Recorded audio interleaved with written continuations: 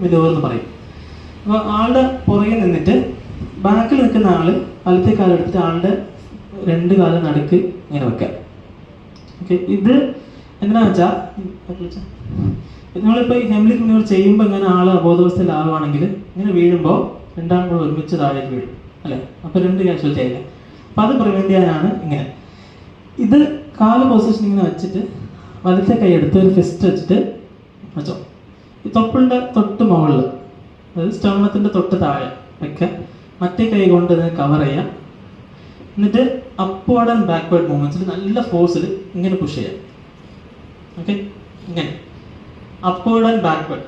Okay, ഇങ്ങനെ push ചെയ്യുമ്പോൾ നിങ്ങൾ ഇവിടെ രണ്ട് മസിലുണ്ട് ശ്വാസകോശത്തിന് താഴെ. ആ രണ്ട് മസിലേക്ക് നല്ല പ്രഷർ വരും.